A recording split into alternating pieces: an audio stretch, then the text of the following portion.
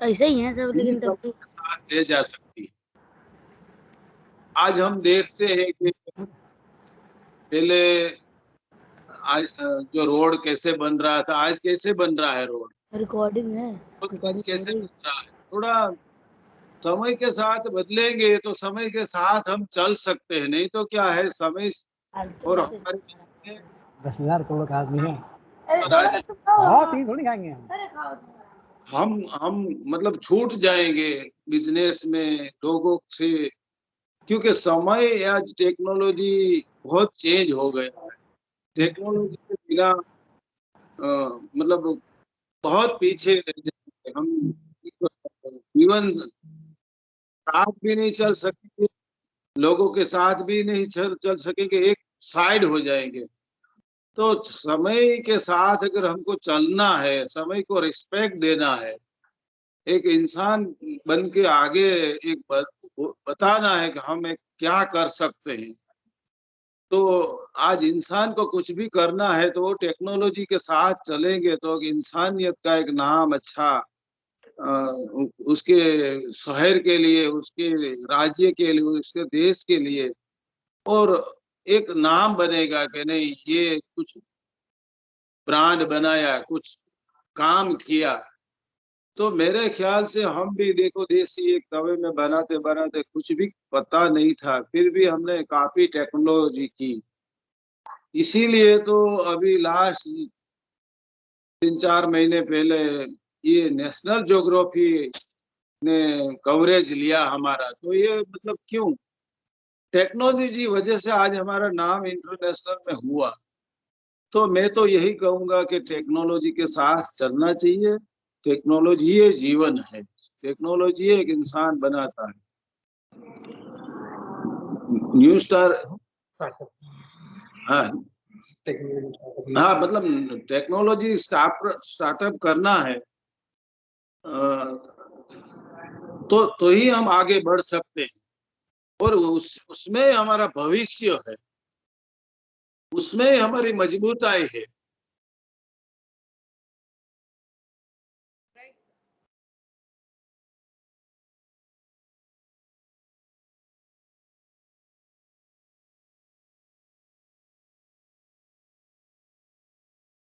Sir, your voice is muted, I think.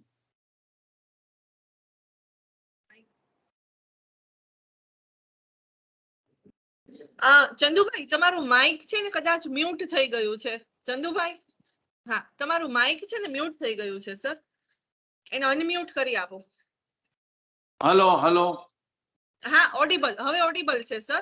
હા, मतलब technology के साथ चलेंगे तो ही हम एक जीवन बना सकेंगे। टेक्नोलॉजी के साथ चाहेंगे तभी हम देश का नाम आगे ले जाएंगे।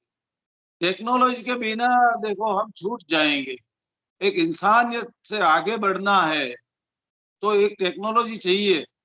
मैं बोल रहा हूँ कि हमारे पास जो बड़ी एक चैनल, इंटरनेशनल चैनल क्यों आई, नेशनल ज्योग्राफी, क्योंकि फर्स्ट टाइम हमने जो कार्टून में पैकेट भरने के लिए रोबोट इंडिया में फर्स्ट टाइम हमने लाए। फर्स्ट काफी चीजें ऐसी है जो नमकीन क्षेत्र में फर्स्ट हमने लाए। हाँ, और जो आज जो प्रिंगल जो बन रही थी, आज बाहर से आ रही थी, इंपोर्ट कर रहे थे हम, तो आज टेकअप चिप्स पहली बार हम लाए, मतलब हमने खुद बनाया। वो पूरे इंडिया में किसी ने नहीं बनाया, सिर्फ हमने बनाया। तो टेक्नोलॉजी के बिना नहीं बन सकती है। और थोड़ा देखो साहस करना चाहिए, थोड़ा कैलकुलेटेड रिस्क करना चाहिए। मैं तो यही बोलूंगा कि अगर हमको इंसान बन के देश के साथ चलना है, लोगों के साथ चलना है, टेक्नोलॉजी तो चाहिए। और टेक्नोलॉजी के बिना मतलब जीवन अधूरा है, इंसान अधूरा है, ऐसा समय आ गया है। हम देखते हैं पैसे पहले रोड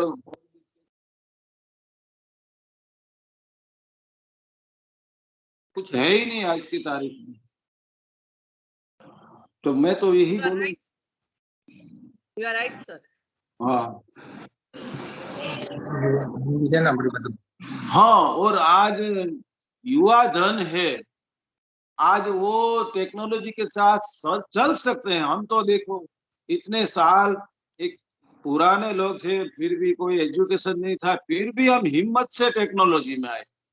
तो आज तो सारे ये युवा धन है, सब कुछ जानते हैं इजी टेक्नोलॉजी कैसे साथ चलना चाहिए। और टेक्नोलॉजी की वजह से ये फ्लाइटें बंद हो गई थी और हमने नेशनल ज्योग्राफी में देखो ऑनलाइन इंस्टॉलेशन शुरू कर दिया। हमारी इंडियन टीम ने इंस्टॉलेशन किया फर्स्ट टाइम। तो मतलब एक टेक्नोलॉजी बहुत मतलब उपयोग कर सकते हैं आज की न्यू जनरेशन। तो इजी वो मतलब यूज कर सकते हैं टेक्नोलॉजी का। और एक देश के लिए, उसके शहर के लिए, उसके राज्य के लिए कुछ करने के लिए वो आज की युवा पीढ़ी के पास बहुत मानसिकता है। तो टेक्नोलॉजी के साथ तो जाना ही चाहिए। मैं तो यही आज की युवा पीढ़ी को बोलूंगा कि कुछ कीजिए। आपकी जो सुसुक शक्ति है वो एक टेक्नोलॉजी बाहर ला सकती है। Thank you. Thank you, sir. Thank you. Thank you. Thank So, you. I'm really very much thankful on behalf of the Lagdiji Engineering College to Shri Chandubhai Virani, that being a very humble and being a very noble personality, how he has taken and how he has learned various technology, and he has, with a strong leadership, he has implemented all this within their organization. So we are really, sir, very motivated by your speech. And again, I am requesting all the faculty members to gain maximum knowledge out of the every session so that it can be transferred to the students, and ultimately the students and the society will be getting benefited by all the principles that will be passing through this faculty development program. Chandubhai Virani, thank you very much for joining us. Thank you very much for giving your time. Thank you, sir. Thank you.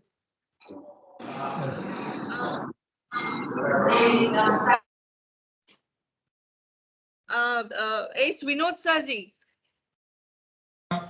Yes, madam. Vinod Ji, sir, may I now request you to please load your presentation, and may I please request you to now move with the content that you are having for us. And Sure, if ma'am. you are ready, then give me some time so that I can introduce the audience. Sure, ma'am. You kindly proceed, ma'am. Yes. Meanwhile, I'll be yes, sharing the content. Yes, yes. So, dear participants and the faculty members and the research scholars who are joining PAR India, I would like to take this opportunity to introduce Dr. S. Vinod with all of you. Dr. S. Vinod is an associate professor in the production engineering department of NIT Trichy, Tamil Nadu. He completed his PhD from PSC College of Technology, Coimbatore. He completed his master's degree in production engineering from PSC College of Technology, Coimbatore, and bachelor degree in mechanical engineering from Government College of Technology, Coimbatore. He was a gold medalist in his undergraduate and postgraduate studies. He has been awarded National Doctoral Fellowship for pursuing research by the AICTE New Delhi. He has been awarded Highly Commended Paper Award, Outstanding Paper Award by Emerald Publishers, UK for the year 2009 and year 2011. He is the recipient of Institution of Engineers Young Engineer Award for the year 2013-14. He has published over 100 papers in the international journals. He is on the editorial review board of various international journals in the specialization of manufacturing and industrial engineering. His research interests include lean production and sustainable manufacturing, agile manufacturing, rapid manufacturing, product development, and Industry 4.0. So this was a very brief introduction about Dr. S. Vinod sir, who is presenting today the lecture title is Industry 4.0 and Lean Manufacturing. Sir, now may I request you to please please take on this session, sir. Please, sir. Okay, ma'am. Thanks for the introduction. Thank you.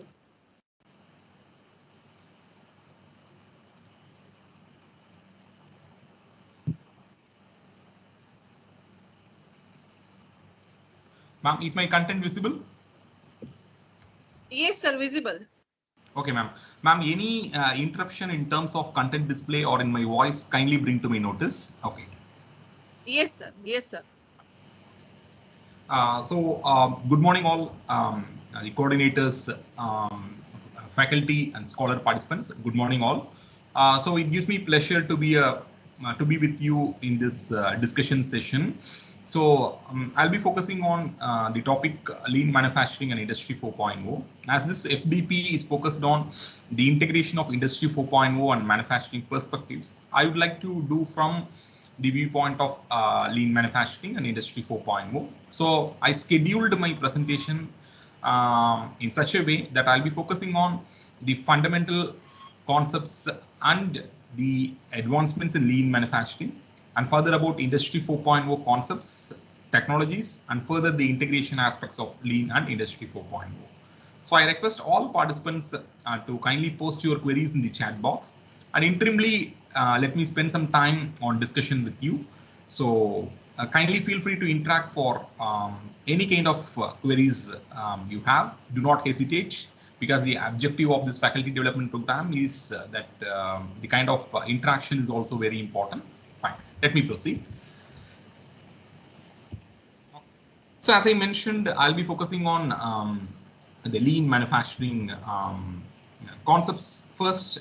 So as we all know, in order to understand any manufacturing paradigm, let us go through the historical perspectives of how manufacturing paradigm evolved.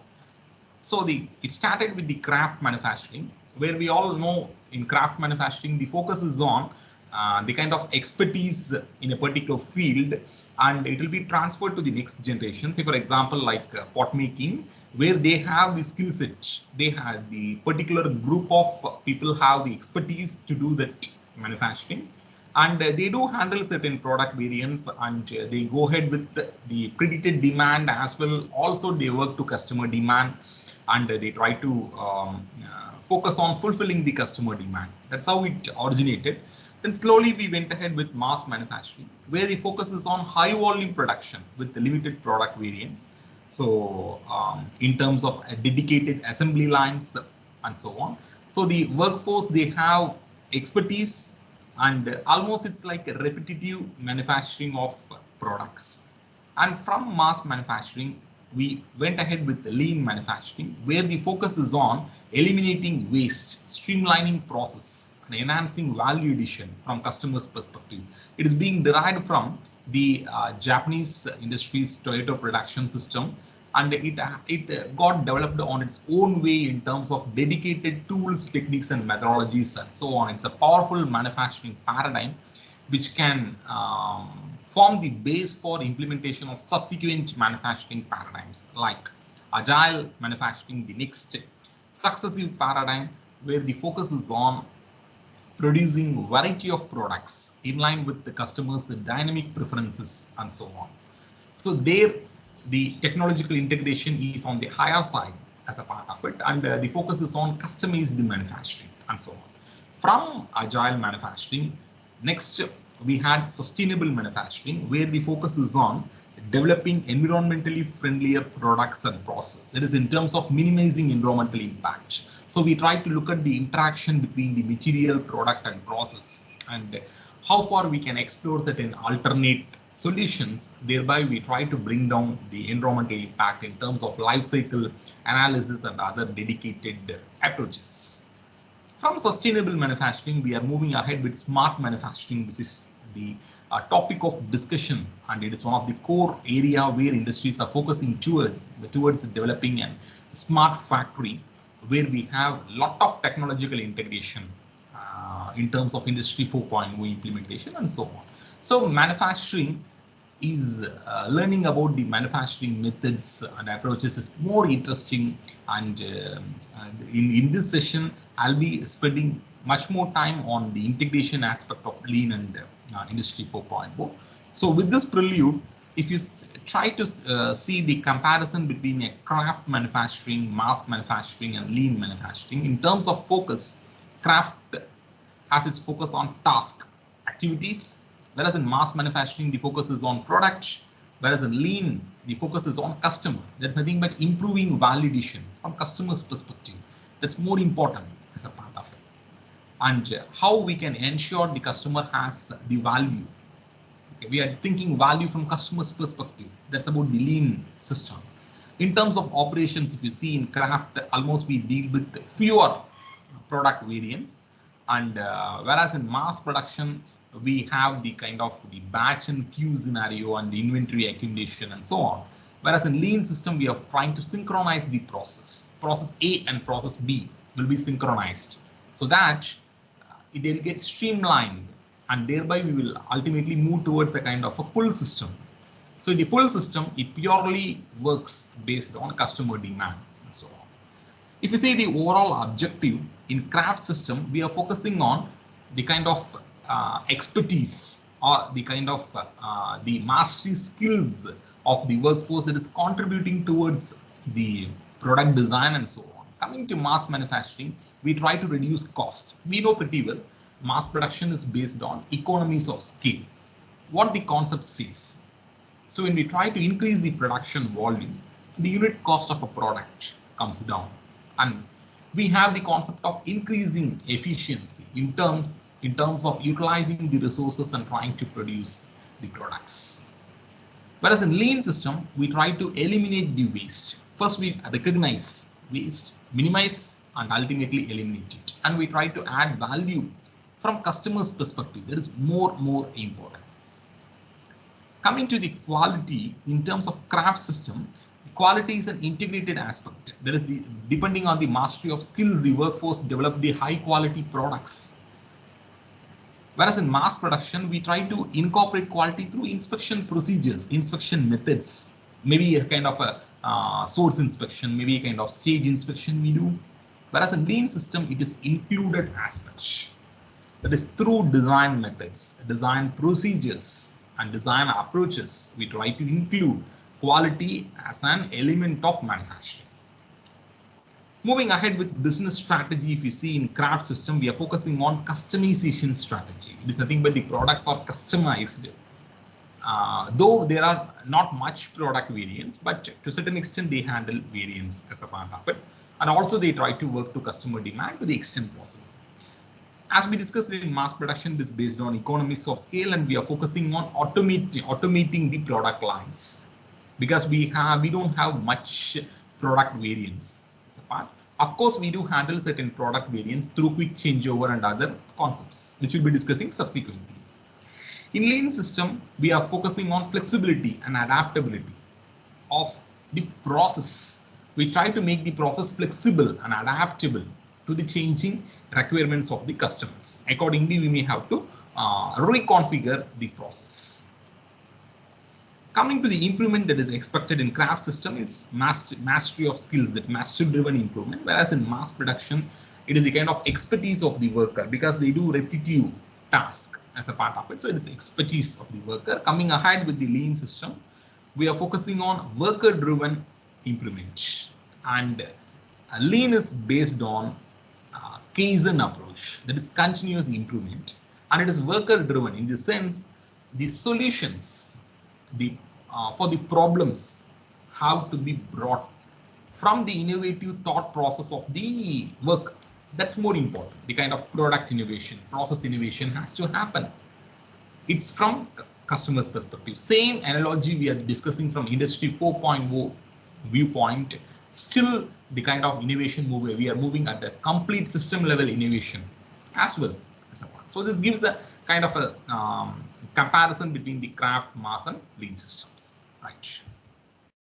So if you see in lean manufacturing, so it's a kind of an integrated system which is focused on the kind of minimization of the waste, minimization of the variations that happens in the manufacturing, and we try to minimize the inventory, especially WIP, work in process inventory. We take a great lead as a part of it, and so on. Also in lean manufacturing, we'll be discussing about the 7 fundamental waste, and apart from that, from research perspective, 2 more wastes are being added that we will discuss subsequently. So as I mentioned, in lean system, there will be 7 forms of waste. Okay. So what is waste? Waste is an entity that consumes resources but do not add value from customers' viewpoint. Let us discuss the 7 forms of waste as per the fundamental theory of lean manufacturing. The first one is unnecessary transportation of materials and sub-assemblies, which happens because of a poorly organized layout. The second, inventory. So inventory in any form, maybe in raw material form, which is waiting to get processed, or work in process inventory that is happening across the process stream, or the finished goods inventory. That is the product that is waiting for being transferred to the customer end. So inventory in any form is not desirable. So inventory is nothing but the stock of goods, which may be in raw material or in process or finished goods form. We may have to control them, but this raw material and finished goods inventory are certain strategic level of factors. The controlling is slightly difficult, whereas in work in process is an operational aspect which we can take efforts to control. Then the third one being unwanted or non-productive movement of the workers that happens in the layout. That is, without any need, the movement of the worker happens. Maybe for any kind of a reason, maybe searching for some materials or searching for some instructions, in any form, the unwanted movement or unproductive movement of the workers that happens in the layout is the motion waste. Next, waiting or delay. So waiting for any entity, maybe for material, for sub-assemblies, tools, instructions, tooling in any form, waiting is a waste. Which has to be controlled, otherwise it leads to accumulation of inventory and so on. The next one, producing more than the customer demand. That is, keeping in mind certain predicted and forecasted aspects, we are trying to produce the products without any definite customer demand. So the problem is that it becomes inventory as a part of it. There are no immediate takers. Okay, so such aspect need to be controlled. Next is processing. That is any kind of an inappropriate processing we do. Say for example, in a production drawing, the customer has indicated the tolerance, so which indicates which type of a manufacturing process I need to go about. But if I go ahead even with a higher precise process than what the customer has stated, but it's a waste from a lean perspective, because it does not add value from customer's perspective. Though the manufacturer may claim the value got added, but it is not adding value from customer's perspective. Customer will not pay for that additional cost that is being incurred, so it becomes a waste. Next is defect. Defect is kind of a non-conformance to the customer requirements. Either it can be in the form of a scrap, rework, and so on. Okay, so that defects definitely need to be controlled as a part of it. So these are the 7 fundamental waste from customers, that is from fundamental lean theory. There are 2 more waste categories being added to this, because we know pretty well research always get advanced when compared with the fundamental theories. So the 8th waste is nothing but the kind of not utilizing the creativity of the workforce, underutilization of workforce creativity. That means every employee has certain creative and innovative thought. If we do not utilize them, it becomes a waste. And although lean relies on the kind of process innovation, so that such innovative solutions need to be derived as a part of it. Fine. So the 9th waste is nothing but environmental waste. That means the kind of the pollutants, the emissions, and so on that is happening. Okay, so there are different forms of environmental impacts like carbon-based, sulfur-based, energy-based impacts, and so on. That is happening because of overutilization of resources. Without any need, we try to utilize the resources, it creates more environmental impacts and so on. So that is the ninth waste. So lean, to a certain extent, it takes care of the ninth waste, but the sustainable manufacturing paradigm will take care comprehensively the ninth waste as a part. This is nothing but which gives an overview of the 7+2 forms of waste. Right. Let us try to understand further about the lean and lean manufacturing terms. So as I mentioned, the lean, it implies we recognize different forms of waste, try to take efforts for minimizing and ultimately eliminating them. Eliminating directly cannot happen. We have to go through a very meticulous phases in terms of recognizing what forms of waste, in terms of taking actions for minimizing it and ultimately eliminating it. Okay, so the term lean manufacturing is a kind of a manufacturing philosophy which has its focus on a Kaizen approach. It is continuous improvement of all the process being involved in a process stream or so-called value stream, irrespective of the type of products. That's why this lean concepts could be applied to any kind of an industry. It is not dependent on the product. It is a process-focused approach as a part of it. Also, it can be applied to the kind of different scales of industry, starting from a very large size organization to even a very micro level enterprise and so on. Okay. So in lean, what we try to do, we try to eliminate and minimize all this waste and so-called these kind of obstacles. That way we try to enhance speed and by reducing the time. It's a part of it. So as I mentioned, it can be applied to any kind of an industry in diversified domains. Okay. In order to understand the concept of lean manufacturing, we need to have an understanding on its elements, the tools and techniques, and the governing rules. So I'll take in the same route in order to facilitate this understanding the concept in a better way. That way we can recognize how this lean can facilitate waste elimination and value creation and so on. So it tries to enhance the speed. The term speed, we have to be very meticulous. In the sense, it tries to, I'll put in a different way, it tries to regulate the speed. That means the speed should not be at a very higher level. That in the sense, the process stream should not work faster because it has to work in line with customer demand. We have to regulate the process in line with the customer demand. That is more important. And it has to be a smooth flow. That means there should not be any obstacles. How to be bottlenecks, how to be remedied, and economical manufacturing. So here, any manufacturing strategy, if you see, definitely there will be cost reduction. In lean, we are trying to reduce the cost, minimize the waste, eliminate the waste, enhance value, and ultimately we are reducing cost and so on as a part, and providing financial benefits. Right. Okay. So as I mentioned, there are different forms of waste, maybe from scrap, rework, the downtime is higher, and where the lead time is long. There are more delays, excessive labor utilization, likewise different forms of waste will happen as a part of lean implementation. Right. Fine.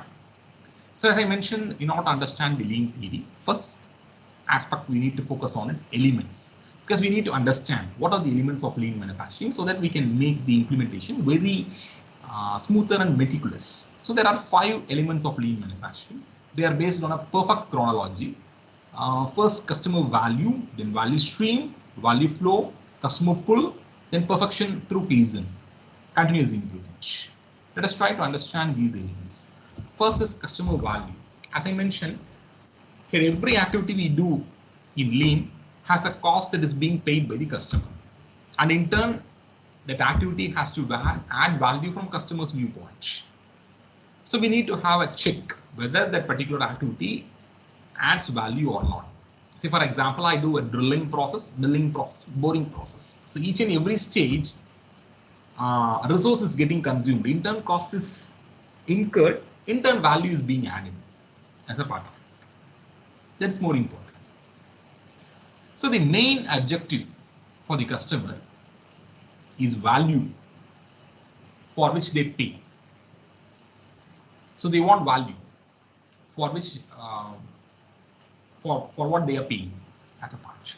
So we need to recognize any kind of an activity which does not add value from customer's perspective, and we have to minimize and ultimately eliminate them. That is called customer value. So here we should have a clear understanding of those activities which add value and those which not add value as a part of it. So this kind of a stage analysis we need to do. Next is value stream. What is value stream? So here value stream it can be understood from the receipt of raw materials, the kind of activities that takes place from the receipt of raw material. That is in turn from receipt of customer demand, and accordingly we receive the material, raw material, and sequence of activities happen, and the product is being delivered to the customer. Normally it follows a SIPOC cycle: supplier, input, process, output, customer cycle. So in a value stream, if you see, there will be three kinds of activities. One, value added activities. Second, necessary but non-value added activities, or otherwise it's called the business value added activities. And the third one is called waste or non-value added activities. So here, the core aspect is nothing but we need to cut down this waste or non-value added activities, and we may have to minimize this business value added or necessary but non-value added activities, and we have to enhance the value added activities. So value added activities means, say for example, as I mentioned, all typical manufacturing activities process we do in order to comply with customer demand will become value added activities. And the second one, necessary but non-value added, is nothing but the kind of inspection we do as a part of the mandatory procedures, as part of the government regulations and compliance aspects. Those activities will come under business value added. And the third one is nothing but activities not adding value. There is nothing but they are considered to be the waste. All 7 plus 2 forms of waste which I discussed will come under non-value added activities or waste as a part of it. So here in value stream, these 3 types of activities will happen, and ultimately our focus is to enhance the value added activities. So the next element is nothing but value flow. So what is value flow? So here, if is in the value stream, as we discussed, the focus is on value added activities, and we have to minimize this non-value added activities. So in the value flow is nothing but the product that is being manufactured using the value stream based on customer demand. Purely based on the customer demand, we need to produce the products using the value stream. And we need to ensure that there are no bottlenecks for the value flow. And the value flow should be smooth. So what could be the different bottlenecks? Say for example, a poorly organized layout, an improper layout. It's a bottleneck because it leads to transportation and motion waste. And product design perspective, we don't clearly understand the customer requirements. Or maybe like from tooling perspective, long time is being taken for tooling. Or maybe from maintenance perspective, the downtime is more as a part. So from different aspects, we need to understand the bottlenecks. We have to minimize them, eliminate them, and ultimately we can ensure the value flow is smooth. So the fourth element is customer pull. That means here we are trying to transform a kind of a batch scenario to a pull system. That means we are trying to produce to customer demand as a part of it. So in the sense, here we need to comply with customer demand. We should not produce more or we should not produce less, exactly to the customer demand. And whereas in this push system, we try to produce based on the forecasted demand or predicted demand, and accordingly we try to sell the products, but we are not sure about as a part of it. So, but here we are focusing on customer pull. The next one is the last element is the perfection by continuous improvement. Through a Kaizen approach, we may have to ensure the system is being made perfect. Whatever improvements we have done, we have to sustain. So that sustenance is a very important aspect we need to focus. So these 5 elements which I discussed: customer value. Once we recognize customer value, we are focusing on value stream. We are focusing on value added activities. Then we are focusing on value flow, where we are trying to produce to the customer demand using the value stream. Then we are focusing on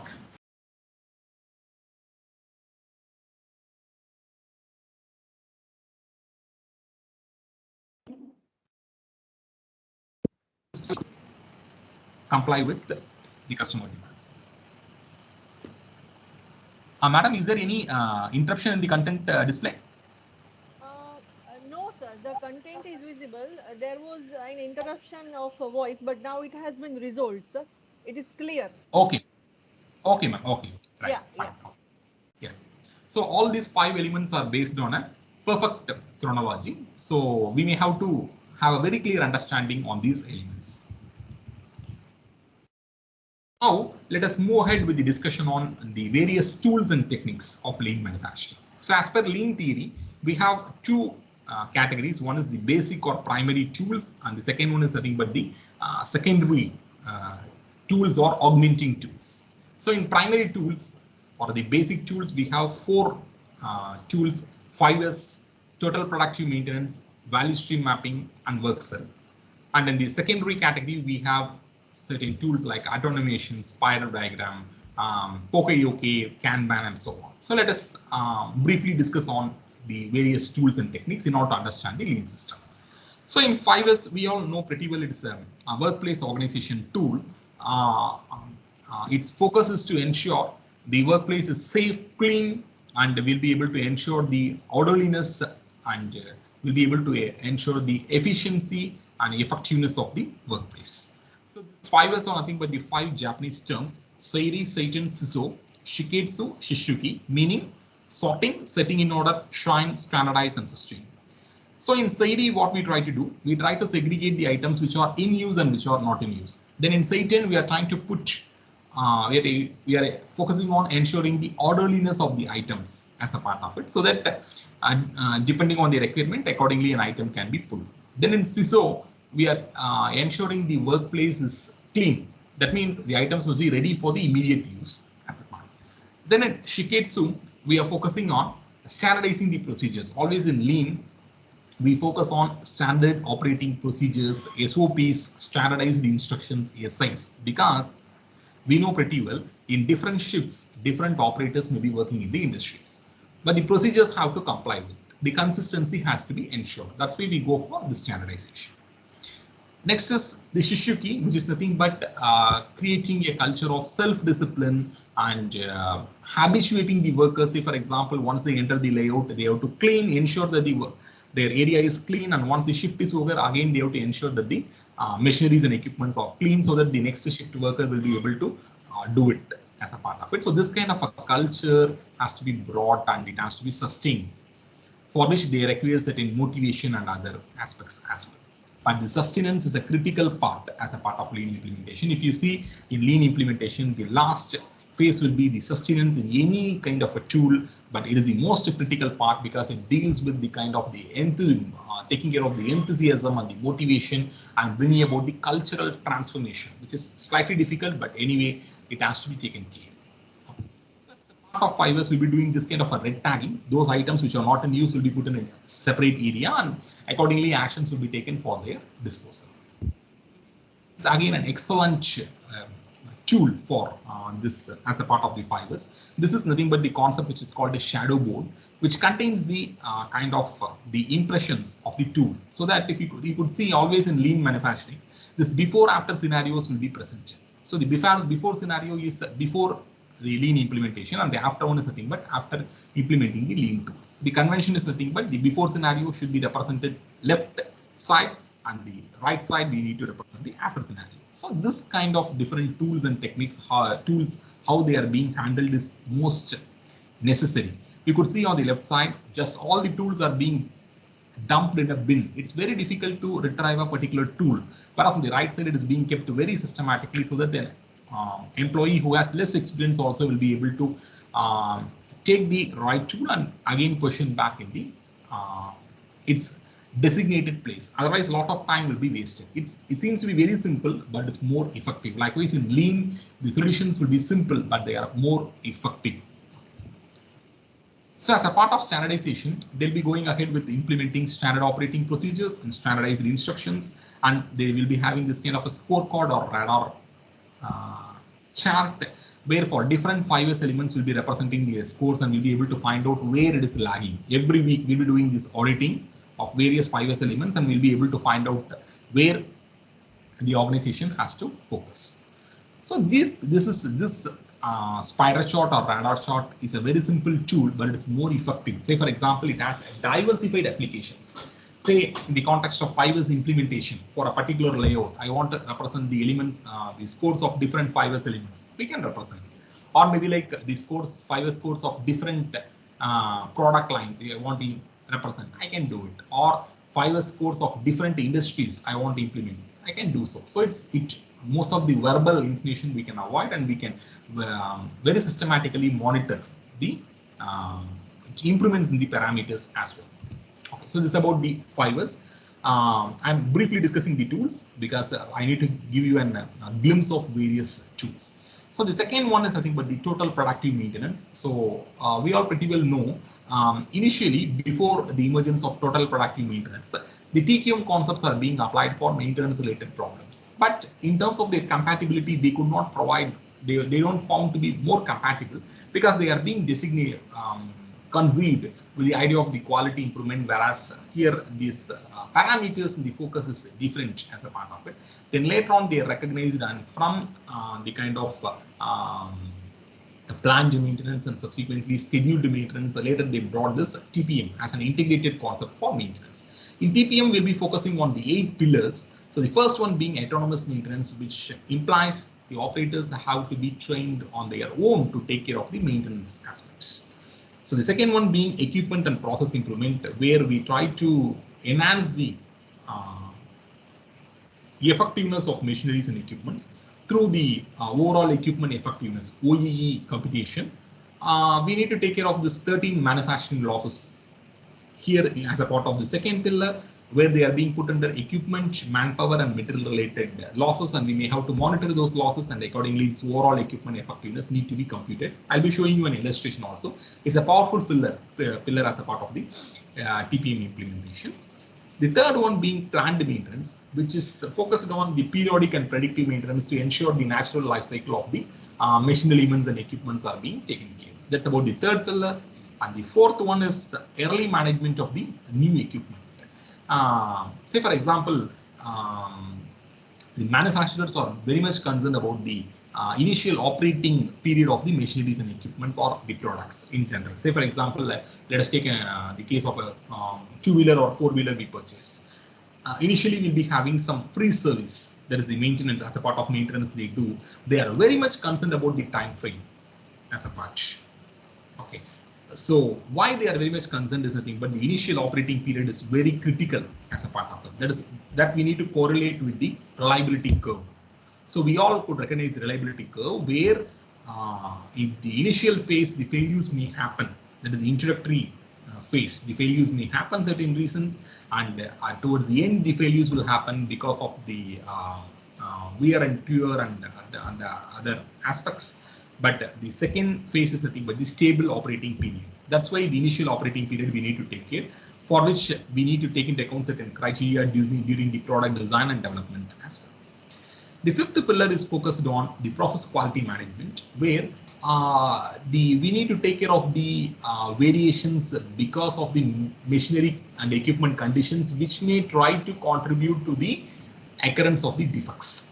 So such quality related issues will be taken care by this fifth pillar. The sixth one is administrative TPM or office TPM. So these concepts are not only for the manufacturing shop, but also for the coordinating divisions like administrative and support divisions, who will provide the kind of information that is necessary to take ahead with the manufacturing activities. There again, these concepts need to be implemented.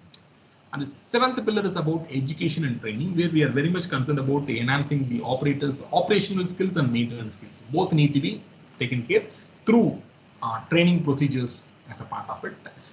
The last pillar is safety and environmental management. So the workplace safety and the worker safety is a priority, and the environmental aspects also we need to take care as a part of it. Optimal resource utilization and other aspects. Of course, there are certain standards which will take care of that, but still this eighth pillar is also very, very essential. Okay.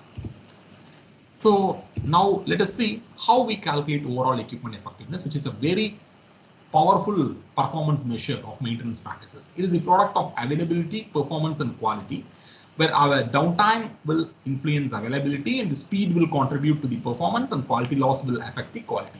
So here these three aspects we need to take care, and we need to compute the overall equipment effectiveness. This has to be done for all machineries and equipments in the organization.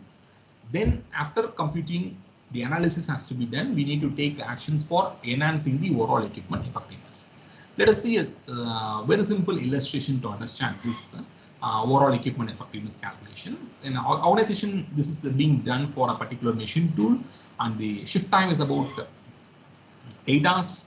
and in that the planned maintenance time is being given, downtime and setup time is being given. We need to subtract these three from the shift time and we need to compute available time. Then availability we need to calculate as percentage. We take the ratio of available time to the shift time.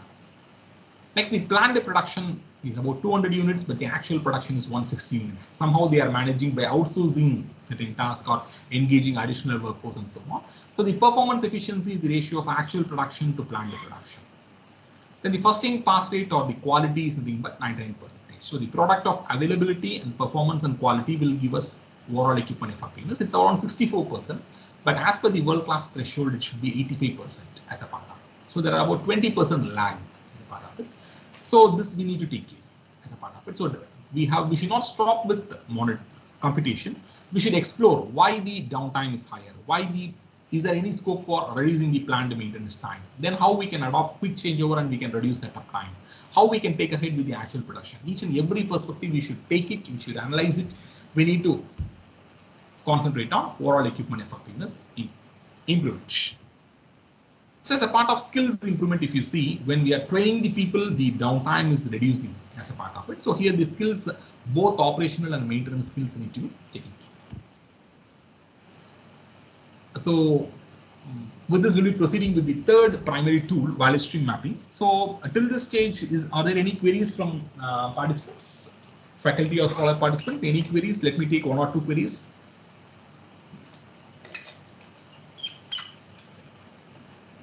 Any queries from participants? Kindly feel free to interact. Sir, why it is called lean? Yes. Why the manufacturing is called lean? L-E-A-N. Why it is called lean? Yes, sir. Yeah. So it's a very interesting question. So lean means it is lesser of everything.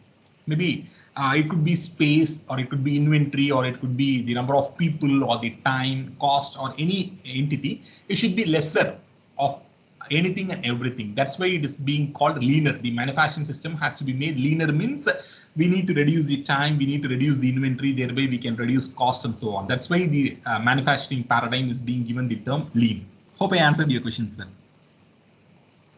Yes, sir. One more question.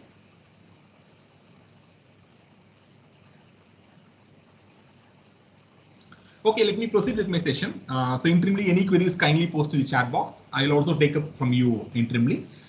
So as we discussed the 5 years and total productive maintenance, the next primary tool is value stream mapping, but it is a very powerful tool of lean manufacturing. As we had some discussion on the value stream, value flow, where we are focusing on the value added activities and so on. This value stream is nothing but it indicates a sequence of activities which are involved in transforming the raw material to the product in line with the customer demand. Actually, it is based on the SIPOC cycle, as I mentioned, SIPOC cycle. Supplier supplies the raw material. We have the input, which is being taken ahead with the process, output, and is being delivered to the customer. But this SIPOC cycle will be initiated, though it is starting from the supplier, it has to be initiated by the customer demand. So there are a lot of interfacing channels which will be showing in the value stream. So the SIPOC cycle has to be triggered by the customer demand. So we need to have a very clear understanding on the various actions involved in this transformation. So the value stream mapping will help us to understand the value flow. Already we know value flow is nothing but the product that is manufactured using value stream based on customer demand. Okay, so let us see. This is nothing but the format of a value stream map. So here, as I mentioned, it is based on SIPOC cycle. So the supplier who supplies the raw material, which forms the input, we have a sequence of process, and the output we get, and it has been delivered to the customer. So here the interfacing channels we need to take into account. Production, planning, and control division. They are the core division who will take care of this, because they have to coordinate with the customer in terms of getting their order. They have to coordinate with the supplier in terms of giving instructions to supply the raw material at the right time. And they have to indicate to all individual process owners. Here in the context of lean, we call that employees or the workers involved in the process as process owner. That term is very classical in lean manufacturing.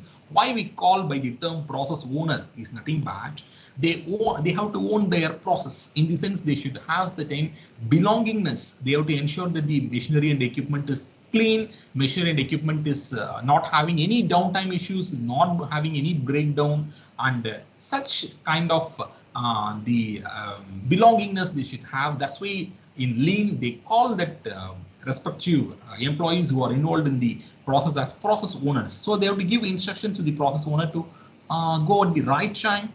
So here, once this value stream mapping is a kind of a paper and pencil tool, we have to draw this. There are two types of maps. One is current state map, which shows how presently it is happening. And the second one is nothing but the modified scenario, which is called the future state map as a part of it. So here I have to analyze this. After drawing a current state map, I need to analyze the current state map. Okay. First, I should understand the customer requirements. And first, I have to recognize which activities are adding value and which are not adding value. Let us see this process stream. Say, for example, inspection of castings. Inspection of castings is the supplier's responsibility. It need not be a process as a part of the value stream because it is supplier's responsibility. It need not be. So this process can be eliminated. Then we have to drill certain location holes, fixing holes and boring the main bearing diameter. Then we have to explore, is there any possibility for combining the process? Say these three processes can be combined, two drilling and one boring process can be combined into a single process in terms of a kind of a drilling and tapping center with a multi-head arrangement. Then I'll be able to take care of these three processes as a part. Next, let me analyze. It's a fixing operation and assembly and dispatch, which these two could be combined as a part of it. So we have to explore which activities are not adding value. Is there any scope for combining the process or not? This is about the first perspective. Second one, we need to have an understanding on the customer requirements. Customer wants 4,000 numbers per month, for which the organization is applying 1,000 per day, and they have the daily production of about 200 numbers as a part. Okay.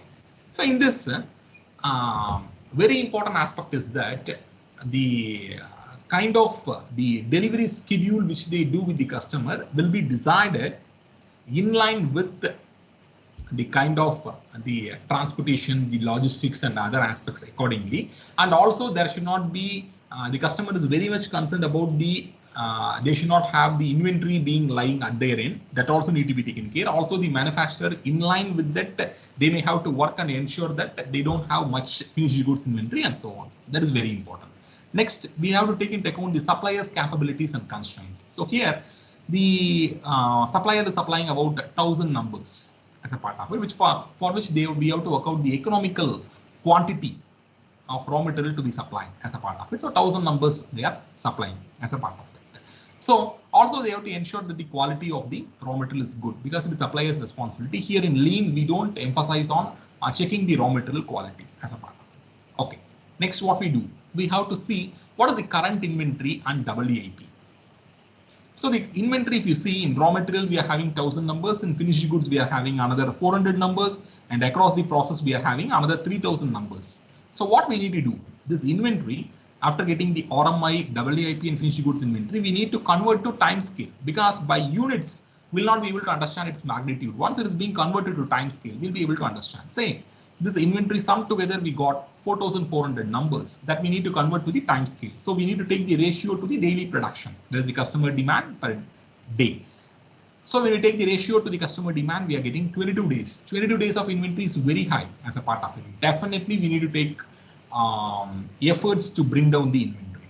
Okay. Then what we do, we compute the takt time as a part of it. So the takt time is a unique parameter with the Lean terminology. It indicates the product manufacturing in the value stream has to happen as per the customer demand. Okay. So here how we calculate takt time? It is nothing but the ratio of available time to the customer demand. So as we have seen in available time, we have to subtract the shift time from various allowances, the standard allowances, and we need to get the available time, and we need to take the ratio to the customer demand. So then we'll be getting the kind of takt time. So the takt time need to be computed because we have to see the individual cycle time. If the individual cycle time of the process is more than takt time, it's considered to be a bottleneck. So we have to bring down the cycle time of the process in line with the takt time. That is more important. That's why we do the takt time analysis. Apart from that, we take all possible efforts to convert the kind of batch and push scenario to a kind of a pull scenario under like a single piece flow, so that the product is moving across the value stream one by one without any delay, without any inventory accumulation. Then also we have to focus on balancing the line and so on. So these are all the various perspectives. Same thing I discussed all these perspectives for analyzing the current state map. Then this is nothing but the modified map, future state map, where from 6 process we got reduced to 2 process. And earlier there were 6 operators taking care of every process, and from 6 operators we could reduce to single operator, because once this drilling and tapping center is being loaded, it will take time for getting completed. Meanwhile, the operator can take care of the fixing and assembly operation. So single operator will be able to take care. So that push scenario we brought down to pull scenario. When we are synchronizing the process, we are converting the WAP got reduced to 0. So if you see the inventory from 4,400 numbers, it got reduced to 1,400 numbers. Converted to time scale, we are having 7 days. So that is the significance of converting inventory to time scale. And also we have to include this as a part of the lead time calculation as well. So that is the significance of the inventory calculation. So now we could see the improvements are being made as a part of it. This is a literature based example I took for the illustration purpose. I'll be showing you 2 more case studies on value stream mapping as a part of it from my perspective. This is nothing but the kind of a process map for an automotive component line which we did, and these are the attributes which need to be collected for different process. So for every process we need to measure the cycle time, then we need to find out the changeover time, that is the time taken for transforming from one product variant to the next and so on. Then we need to calculate uptime. So for calculating uptime, we have to subtract the changeover time from available time, and we have to take the ratio to available time. So the uptime will vary from one process to next process, since the changeover time is changing as a part of it. Likewise, we need to collect the data for all the process. So now if you see, these are all the process for different operations, and we can know the total cycle time as a part of it. Then as I mentioned, the takt time is the ratio of available time to the customer demand to the available time. After subtracting the allowances from 8-hour shift, they got about 430 minutes. Then the daily demand is about 1,000 numbers, so the takt time is 4.3 minutes. So now we can do the bottleneck analysis, before which the inventory data also to be collected. This is the raw material inventory, this is the finished goods inventory of 150 numbers, and the WAP also being collected. So now we need to convert the inventory to time scale. So we have to take the ratio to the daily production, and accordingly we can convert the inventory to time scale. Then as I mentioned, we know the takt time. So we need to plot the cycle time and see. So the takt time is somewhere 4.3 minutes. The first 3 processes are considered to be bottlenecks because their cycle times are more than that of the takt time as a part of it. Another important parameter we have to calculate is the value added ratio. For a value stream map, we need to calculate this, which is the ratio of the process, sum of all the process cycle time to the lead time. So once we take the ratio, we'll be getting the value added ratio. It's also called process efficiency. So this is nothing but the current state map. So as I mentioned, it is based on CYPAC cycle, supplier, input. We have a set of process, output, which is being delivered to customer. It is being regulated by the production, planning and control division. And here the kind of information flow is also very, very essential as a part of it. So for every process, there are certain convention. We have to represent the process name, number of operators, cycle time, changeover time, available time, uptime. All these conventions to be followed, and inventory has to be represented. That is in-process inventory, raw material inventory, finished goods inventory have to be represented. And we need to draw a timeline below this process attributes box. In the timeline, the bottom segment will correspond to the individual cycle time of the process, and the top segment will correspond to the inventory being converted to time scale.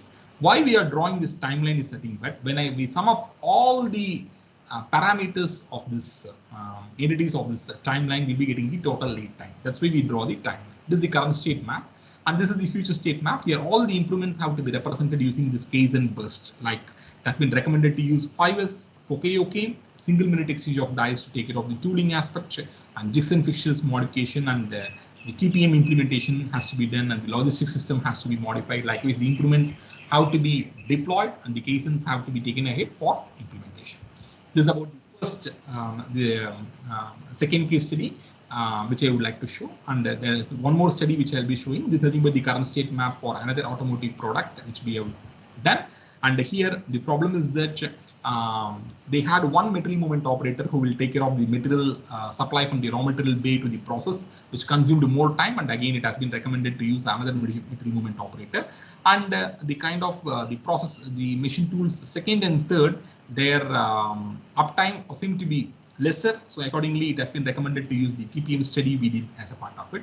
And also the 5S implementation, especially the third element of 5S, is also being taken care of as a part. I'll be showing the improvements.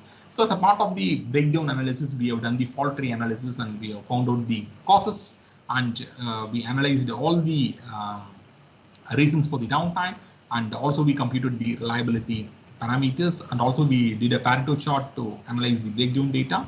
And we observed that the cycle time in the first and second machine seemed to be higher as a part of it. And they've been subcontracting certain units. In order to take care of that, we have done the CPK analysis, and we went ahead with the reconditioning plan to take ahead with this issue. And the second aspect is nothing but the tool changeover time before the third process was found to be higher, and the WDAP accumulation is happening, for which we have recommended to use the kind of pre-planning tag, which can facilitate the pre-planning and reduce the tool fetching time as a part. And, this is about the second case study. So I have shown 3 value stream mapping case studies. First, from the literature I took, on the second and third, the studies which we did, I have presented as a part of it. Let us quickly go through the secondary tools as a part of it. So we have cause and effect diagram, Pareto chart, analyzing the interrelationship between the cause and finding the root cause. Then spider chart, as I have shown in the 5S implementation, which will through which you'll be able to know the various parameters at a single stretch. And Poke-OK, it is nothing but mistake proofing. So it is based on the principles of principle or the fact that the human can commit mistakes for certain reasons. The system should not permit the occurrence of the mistake. So that is the reason. Accordingly, we go ahead with the implementation of the solutions. So the next one is nothing but the Kanban, which is called the kind of an instruction code-based mechanism as a part of it to regulate. Say, for example, there is an assembly line which is giving an request to another product line for supplying the sub-assembly. So a kind of a Kanban or an instruction code in a trolley will be sent. That how many numbers it has to make and what time it is required. So such instructions will be sent, and that assembly line will produce only those many numbers at the same time it will send back as a part of it. It's a very good kind of mechanism as a part of it. The next one is automation. So it is nothing but it's an automatic signal mechanism which can indicate the status of any parameter as a part of it through light signals and sound signals, or it could be combination of both. In one of the industry I have seen, they have put this kind of a signal mechanism on the top of the machine tool. So they had different colors. Green indicates normal operation, red indicates some issue, and the yellow signal represents the quality related issue with regard to the machine tool. And such a signal mechanism they have put on the top of the machine tool, so that even the kind of shop managers from any location, they'll be able to have a complete access of various machine tools. Then SMED is nothing but it's based on the quick changeover concepts to facilitate reduction in the setup time as a part of it, because in lean we have to focus on the process flexibility. So in the same product line we may have to take care of 2-3 product variants. We are adopting this SMED and quick changeover. Then about standard fixture, where the fixture has to be made of the standard elements and so on. Then design for manufacturing and assembly. So from that we try to take some perspectives, especially in terms of taking ahead with the interchangeable assembly and how we take into account the material and the manufacturing process. Say, for example, while selecting the materials to appropriate criteria, how we do it, and also the manufacturing process has to comply with the customer requirements. So such aspects we take through DFME, and the JIT, just-in-time principles, which focused on layout improvement and the kind of zero defects and making the workforce flexible and so on, and we try to produce to customer demand. So we take into account the just-in-time, and accordingly we focus on equipment reliability and process capability improvement as well. Then the visual workplace. In lean, we have to ensure the visual communication and the visual information processing as a part of it. So the possible problems we have to bring up as a part of it. We have to expose. That is more important. Say, for example, in industries when we visit, they will have some digital displays. So it will show that shift how many units have to be produced. Till now, how many they have produced, how much they are lagging, how much they are yet to produce. Periodically, they keep updating. So it will give very good indication of how the the parameters have to be monitored and updated. So these secondary tools, their purpose is that as a part of lean implementation, they will come into picture. Say, for example, in value stream mapping case I have shown, for analyzing the breakdown reasons we have taken a cause and effect and Pareto chart. Likewise, as a part of 5S auditing, we have taken into account spider charts. Likewise, they will augment the primary tools as a part of lean implementation. But if you see, in order to understand the industry 4.0 concepts, this automation, such kind of signal mechanisms and all, they have very good relevance in terms of integrating Internet of Things and such utilities. Say, for example, even in SMED, there is very good scope for integrating the tools like Industrial Internet of Things and so on. So they have very good relevance for the integration, which I'll be discussing at the end of my presentation. So this is about the secondary tools. Then about governing rules, if you see in lean manufacturing, first aspect we have to find out what are all the reasons for instability, because the system has to be made stable. So we have to explore the reasons for instability. We have to make the system stable. Then we have to go ahead with the standardization of work. Then we have to transform the push system to pull system. Then production leveling. That means both the process have to be synchronized as a part of it, so that the flow will be smooth and there will be no inventory accumulation and ultimately continuous improvement. So these are certain governing rules we have to go through. So in order to understand the lean system, we need to have an understanding on the elements, tools and techniques and governing rules as a part of it. Okay. So far now we discussed about the first module of my presentation, lean manufacturing. Now I'll be going ahead with industry 4.0. If there are one or two questions, let me quickly take ahead from participants. Hello, sir. Am I audible, sir? Yeah, you're audible. Kindly proceed. Sir, I have one question. Sir, Yeah. 5 years lean manufacturing as well as the value stream mapping. All these are the cost and time-saving techniques. Okay. But however, it has been observed that workers are reluctant for change, especially in small industries. So what can be done to motivate these workers, sir? Yeah, it's a very interesting question. Naturally, there will be reluctance from the workers, but we may have to motivate them. We may have to make them enthusiastic. In this sense, even say, for example, now as a part of Industry 4.0 implementation and all, a lot of technological changes are there.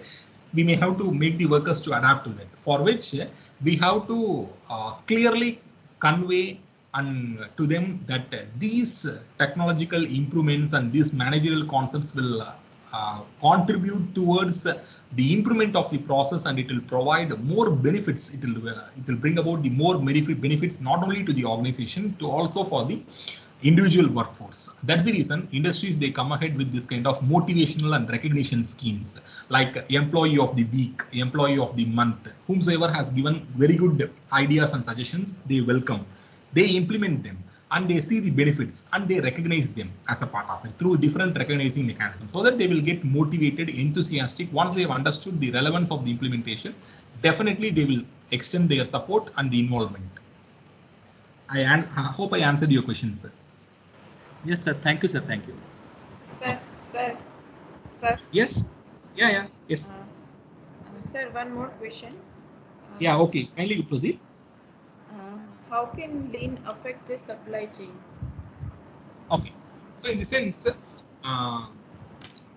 kind of the lean concepts when we implement for the parent manufacturing organization, it has to be taken ahead for implementation with the supplier. Let me give a very small example. Say, for example, we as a parent organization, they go ahead with the implementation of quality management system. Naturally, the suppliers also have to go ahead with the implementation.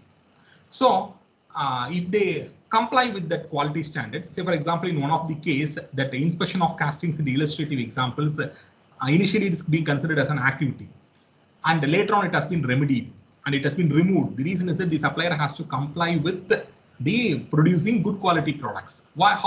How it can be ensured by compliance with the quality management. So these concepts, when the parent organization is implementing, so the supplier also will be involved as a part of it, not only in terms of this implementation, but also in terms of product design and other aspects.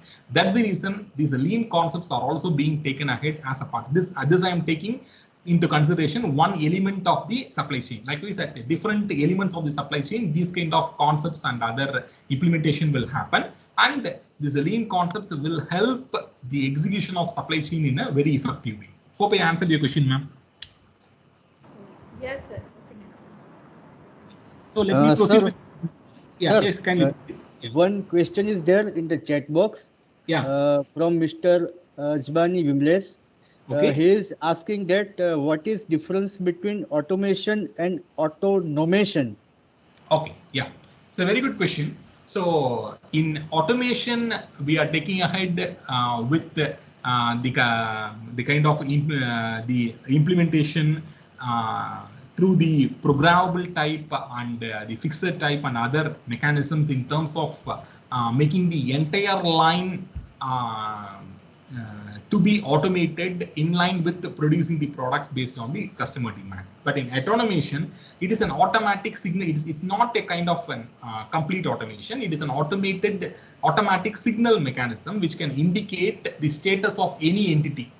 Say, for example, if there is any quality related problem in a machine tool, it has to indicate to the corresponding employee through this light signal, or maybe it can be a sound signal, or it could be the combination of both. Say, for example, there is a critical problem with a machine tool, then the red signal with the beep sound will come. So it's an indication in this particular machine tool some issue have happened. That is nothing but it's a kind of signal mechanism, automatic signal mechanism, but it is not a kind of a but we should not take that as an automation as a part of it. It is only an automatic signal mechanism. Hope I answered this question. Okay, so let me proceed with my discussion. So any questions are there, kindly post in the chat box. Interimly, I will take up. Okay. So now let us discuss on the Industry 4.0 concepts. So in the Industrial Revolution, if you have seen, there are 4 industrial revolutions. The first revolution is about utilizing the mechanical and the steam power, and it's all about mechanization. The second version is about electrification, utilizing the concept of the assembly lines, mass production, and so on. The third version is nothing but electronics and IT, like 3D printing, autonomous manufacturing, and robotic systems. And the fourth revolution is based on cyber physical systems, Internet of Things, and so on. So across the timeline, the level of complexity is increasing as a part. The Industry 4.0 concepts have originated from the German industries, and in US they call by the term smart manufacturing. Ultimately, this technologies, they focus on developing the smart factory through integration of cyber physical systems, Internet of Things, industrial Internet of Things, and so on.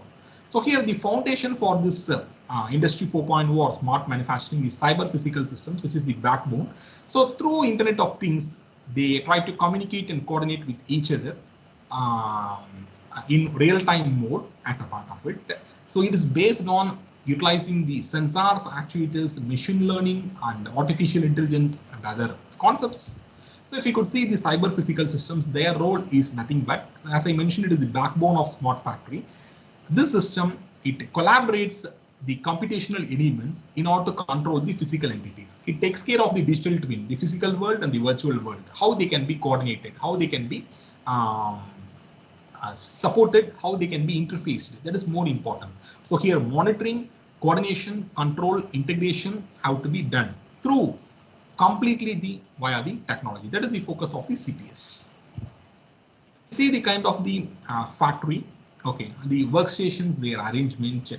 Okay, initially there had been certain rigidity and the flexibility had been explored as a part of it, but the concept of the factory, the smart factory and all, they need to be completely flexible, adaptable, and there will be a lot of interactions between the human and robotic systems, human and CPS, robotic systems and CPS. Likewise, a lot of interactions will happen as a part of it, and they have to be totally reconfigurable and adaptable. If you see, there are different principles of an Industry 4.0 system. Let me limit to one or two. The first one is the interoperability, a very powerful principle, which is the ability of the CPS, human and smart factories. They have to communicate and coordinate with each other through Internet of Things and Internet of Services. Another principle is modularity, where we are trying to make the smart factories to be flexibly adaptable in line with the changing requirements of the modules, individual modules. That is nothing but the modularity. So here, as I mentioned, we have this physical world and we have the digital world. They are being taken ahead with the different functions as a part of it, and they have to be supported with the lifecycle management tools, manufacturing execution system, lifecycle modeling tools, simulation, and so on. as a part of it. Ultimately, we are going ahead with the kind of a smart enterprise. The skill set for an Industry 4.0 system, whereas the previous versions are being given on the right. If you see some of the unique skills which we have to focus is nothing but the creative thinking, which will facilitate the product innovation, process innovation, and system innovation, and the kind of emotional intelligence. So how that innovative thought process has to happen. Another aspect is nothing but the cognitive science. How an operator is able to think multiple concepts simultaneously as a part of it. So we have to come out with the best solutions. Such skills that are very, very uniquely needed for the smart factory.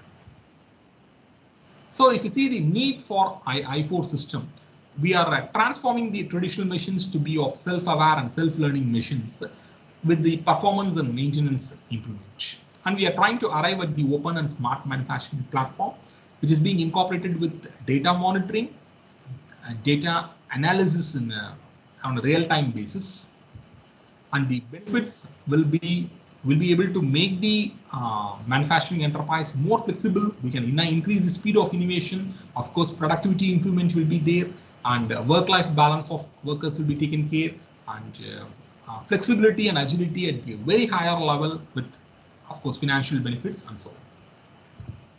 Next, if you see the definition for Industry 4.0, the one on the top is a widely cited definition, which gives a very clear picture of an I4 system. Here we are trying to create a smart factory through integration of technologies like CPS, IoT, additive manufacturing, augmented reality, robotic systems, ultimately to create the interface between the CPS and human equipment. Thereby, we will contribute to the sustainable manufacturing system with environmental aspects, that is optimal resource utilization and optimal environmental impacts. Then economical aspect, that is nothing but cost reduction, financial benefits, and so on. Then societal aspect, creating more job opportunities, more learning opportunities, the quality life improvement, and so on as a part. So there are different technologies. Let me quickly go through the technologies. As we discussed the CPS, I'll be showing the concept map, which clearly shows the sensing and actuating elements, the cybersecurity aspect, the feedback systems, the kind of modeling and analysis tools, scalability tools, validation, and different applications as well. And the second one is big data analytics, because data monitoring, data analysis is very, very essential as a part of it. Here we'll be able to compile, store, organize, and analyze the data. Here, of course, we'll be dealing with the big data, where the volume and variety of data will be higher extent, and there will be different formats of data, and the solutions will be nothing but the problem will be unique and the solution has to be unique as a part of it, for which we need the advanced analytics. Next, about the integration, both horizontal and vertical integration. So in horizontal integration, we will take care of the core competence and we form the partnerships.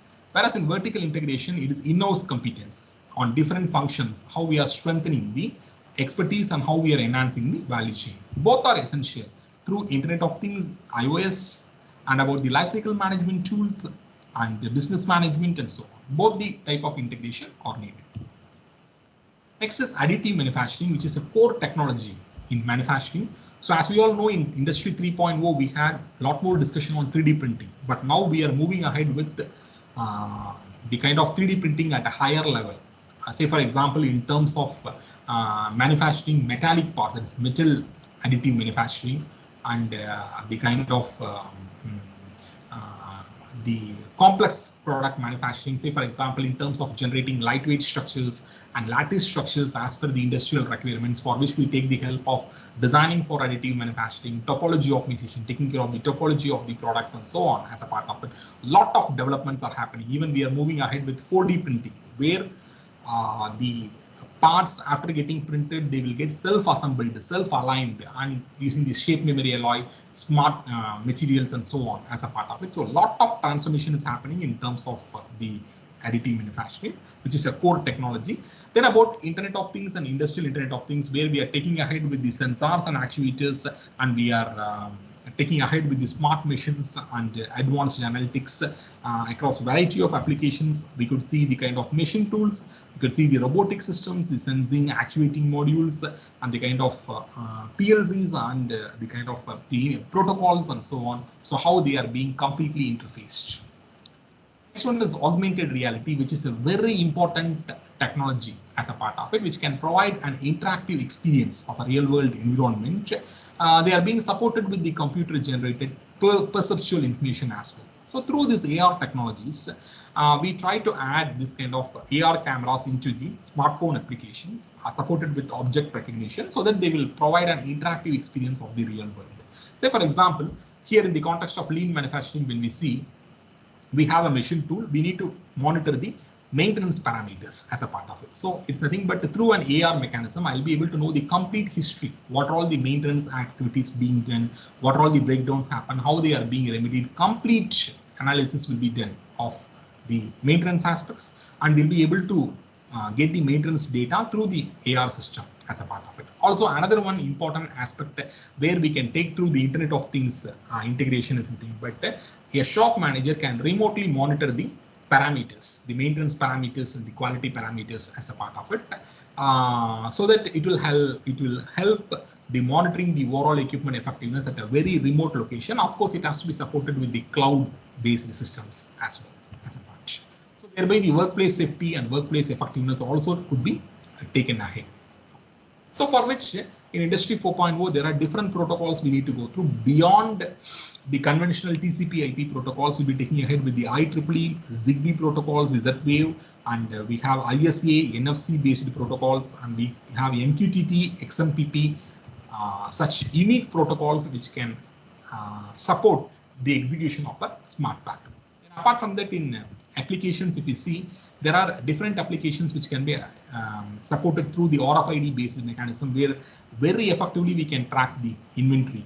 And also through IoT, we'll be able to do the predictive analytics, where through the robust algorithm, we can try to analyze the future outcome of a component with regard to its performance. It's possible. So we have a variety of sensors starting from the engine speed, voltage sensor, coolant sensor, which are used in the automotive applications. We are going ahead with higher levels of sensors and actuators as a part of it, like the engine speed sensor, which can take care of, which can monitor the crankshaft's rotating speed. Accordingly, it will prevent the unexpected stoppage of the vehicle engine, like the spark knock sensor, which is used to ensure the fuel burning very smoothly. Otherwise, it may contribute to the unexpected ignition and so on as a part of it. So this is about the Industry 4.0 technologies, where I have given the need, benefits, different technologies like the sensors and actuators and protocols to give you an idea of the Industry 4.0 concepts. So now let me proceed with the discussion on how this lean concepts and Industry 4.0 could be integrated. I have given some insights wherever possible, but I would like to show some aspects. Madam Maya? Yes, sir. Yes, sir. Whether I'll be given time till 12:10? 12:10, yes, sir. You may, please, sir. Okay, just I need time 10 minutes. That is 12:10 will be able to finish. Okay, Sure. thank you. Sure. Thanks for granting the time. Okay. So now let us go ahead with the discussion on the lean and Industry 4.0. So if you see, this integrated lean and I4 is a hybrid concept which includes the philosophy, the foundation, and the control principles and problem solving techniques for both lean and I4. So here it will be based on the product, process, as well the applications. So here what we try to do, we try to combine the concepts of this from traditional manufacturing perspective, and also we'll take into account the state-of-art technologies, and we try to enhance the value chain of the products and process. So what is the scope for this integration? We need to take care of the future manufacturing challenges. We have to ensure that the value chain is completely digitized as a part of it, in line with ICT-based technologies. And we are focusing ahead with the kind of a digital, automated, and intelligent manufacturing platform. And we have to ensure that the better integration of customers and suppliers into the process in terms of value addition.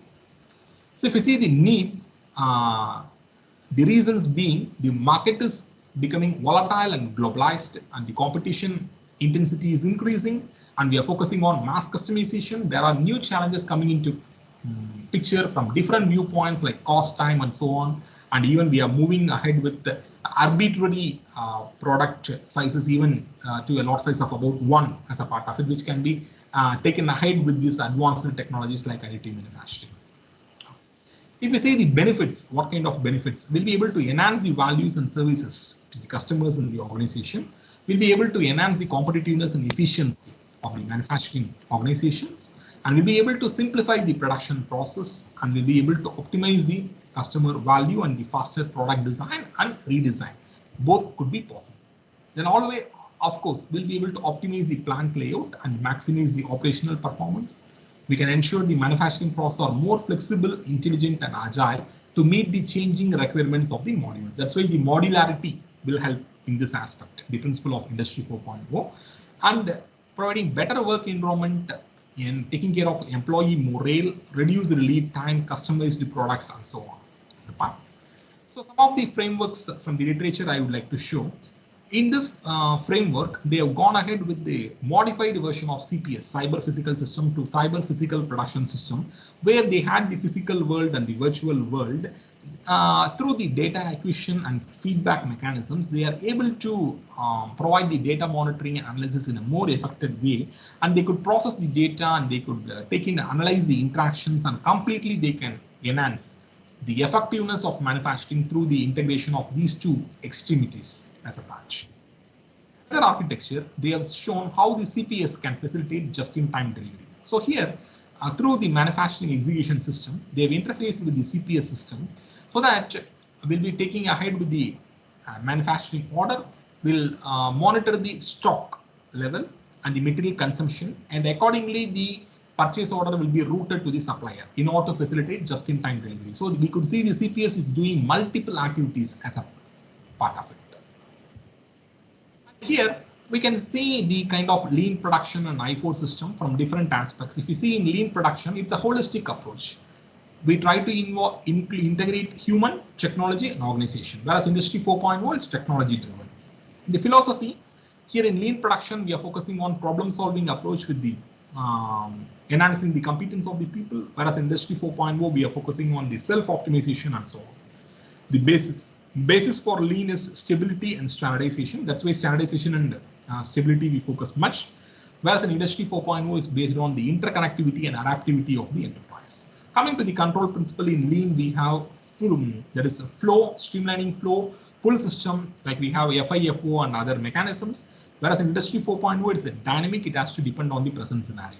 And in terms of improvement and problem solving approach, in lean, we are moving from a proactive approach to reactive approach, whereas in Industry 4.0, we are moving ahead with the database learning towards a complete predictive approach. In information acquisition, we will go to the shop floor, observe, and that real-time data will be taken ahead. Whereas in Industry 4.0, it is nothing but we'll go ahead with the problem-specific data, and that also will be done real-time monitoring using technologies as a part of it. It shows the comparison between the lean production Industry 4.0, where in terms of approach and philosophy, they want to be at the same levels, whereas in other aspects, how they can, one is ahead of another and how it can be interfaced. So here is another example how the cyber physical systems can utilize the sensors and actuators like PLC mechanisms and human machine interface, how it is being interfaced to the order management server, how it is being interfaced with the Kanban system, with the Kaizen server, and accordingly how it is providing we could very well see the interface of different working stations, how it is being done through CPS, which is a powerful mechanism for Industry 4.0. And in another example, the Industry 4.0, we can see its impact on supplier aspects. Say, for example, in terms of the cloud computing, how it is regulating, providing, how it is synchronizing the production data. In terms of collaborative manufacturing, how the product data is being synchronized, how the resource sharing is being done, and how it is being taken care of the assets management, and how the suppliers and manufacturers are being coordinated as a part of it. Or of course, it provides this kind of continuous tracking and monitoring aspects.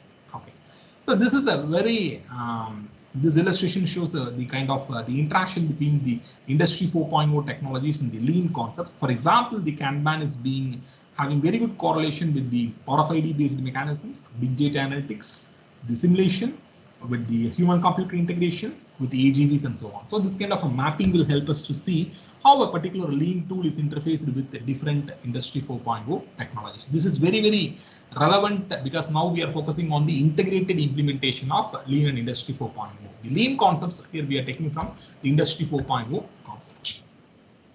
So this is a kind of an CPS, how it enables material handling and other aspects. So here we have the physical shop floor where we have the physical equipments and the sensing devices, and we have the network layer where we are taking ahead with the Ethernet, Bluetooth and Wi-Fi mechanisms, and shop floor digital twin, how it is being integrated with the logistics and the status prediction mechanisms, how it is being interfaced with the virtual devices, and how different attributes are being monitored, because here we're moving from the resource layer to a cell to a shop floor and so on as a part of it. This is nothing but the different entities that is being involved as a part of this CPS architecture. Okay. So another architecture which I would like to show, the kind of the shop floor digital twin, we have the physical shop floor, and we do the real-time KPIs analysis, key performance indicators. Here we do real-time data modeling, then we do the data classification and clustering, then data integration, and we extract the appropriate KPIs. How it is being interfaced with the virtual world, the physical world and the virtual world, how they are being, the digital twin is being interfaced as a part of it. Okay. So here, the important aspect we need to keep in mind is nothing but the lean manufacturing concepts are being dealt from the perspective of Industry 3.0, and now we are moving ahead with Industry 4.0, and those concepts need to be taught from this perspective. That's why I've shown different architectures, how the lean functions or lean approaches are being interfaced with Industry 4.0 technologies. Also, I have highlighted to the possible extent where augmented reality, where Internet of Things and other aspects are very much essential as a part. So here, there are a lot of scope for taking ahead with the research. So the lean tools implementation now in Industry 4.0 implementation is more challenging because they have to be interfaced with the technologies. Also, I have to do some kind of readiness assessment when an industry wants to go ahead with this kind of lean-based Industry 4.0 implementation. I can find out the readiness factors, analyze it. Then I can find out what are all the barriers, what are all the enabling mechanisms, factors, challenges, and I can do very systematic analysis of modeling these barriers, factors, and I can find out which is the most dominant barriers and factors. And also now we know the Lean and Six Sigma are integrated. Lean Six Sigma is an integrated process excellence approach which can take care of the defect reduction and the waste elimination aspect. How Lean Six Sigma has to be taken ahead with Industry 4.0 approaches. Even we can take the help of the statistical modeling tools like structural equation modeling and all, and we can see the kind of how this implementation can correlate with the business performance. We can systematically form the hypothesis, validate, and we can test it. Also, we can develop very good decision support mechanisms because the performance measurement have to be done taking into account these lean and I4 aspects, how the performance measurement could be done as a part. So also the studies could be done from a very large scale organization to a small scale industry, even to a micro level enterprise as a part of it. So, but the kind of challenges are more, and we should be definitely take ahead with the implementation. And also it is more interesting to study these concepts as a part of it. As we do certain studies with industries, it's more interesting because from an academic research, we have to take ahead these points and we have to realize the practical perspectives. Okay, so I have one supporting video for this Industry 4.0 implementation. Let me share that video.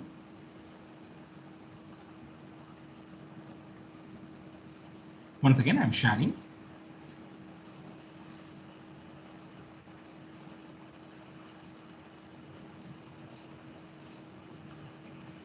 Let me share the video file. A moment.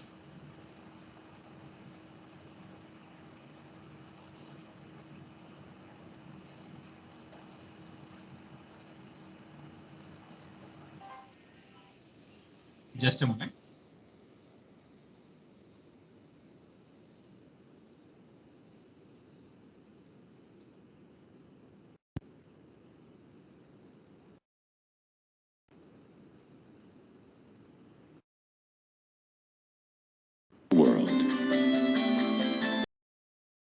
Just a moment. I can share the video.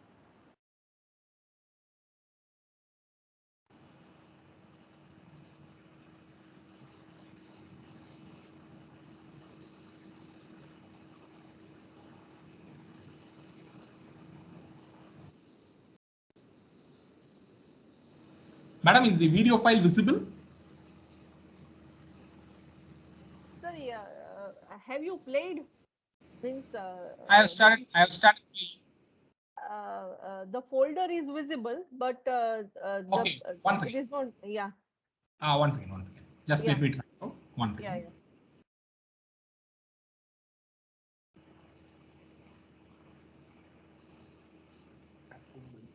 Mhm.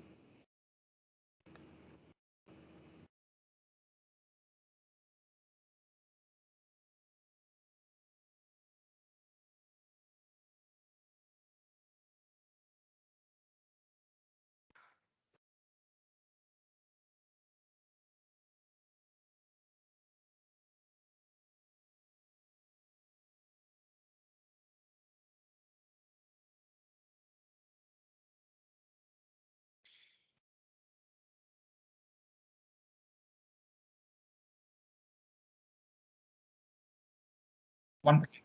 Yeah.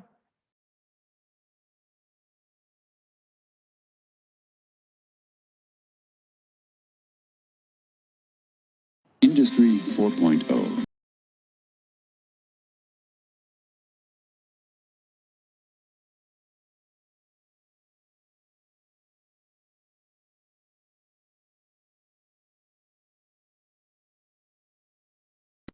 I'm just trying another option, ma'am. Let me try.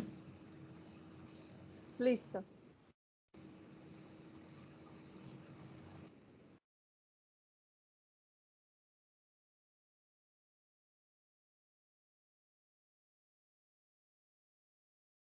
Ma'am, is it visible now, ma'am?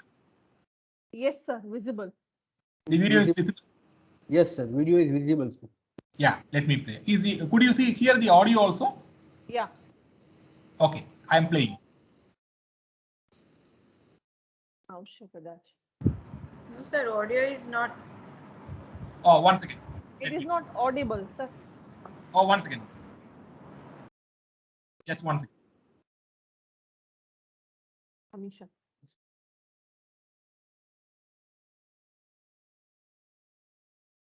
Ma'am, could you hear the audio now? No.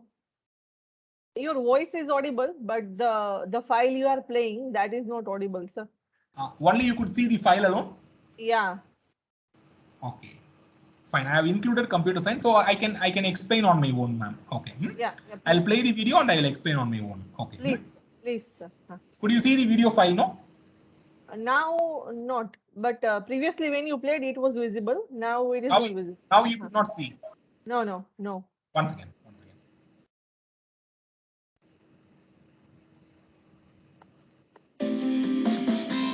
The nature of car manufacturing. Audio is also coming, sir.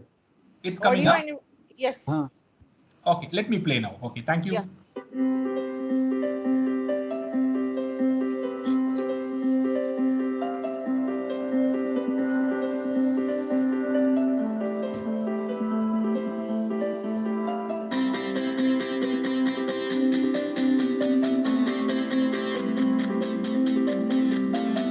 New technologies are changing the world. They're also making the cars manufactured by the Volkswagen Group more efficient, safer, and more customer-friendly.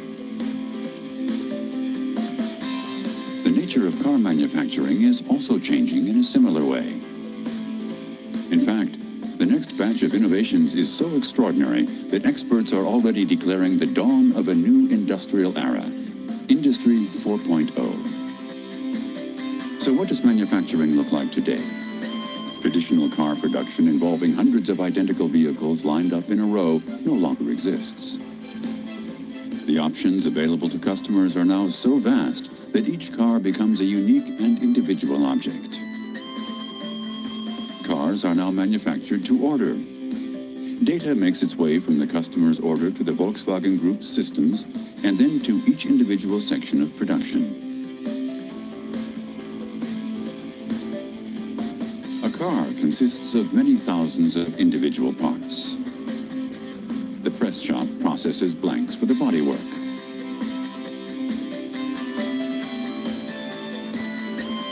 In the body shop, the car is baptized. In other words, it's given an RFID tag that can track it via radio frequency. This establishes which car body belongs to which customer order. paint shop also receives information from the system world.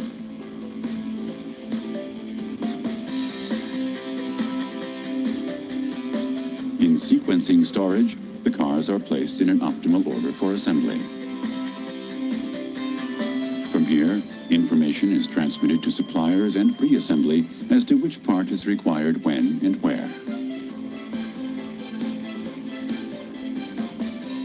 In final assembly, the finished car emerges.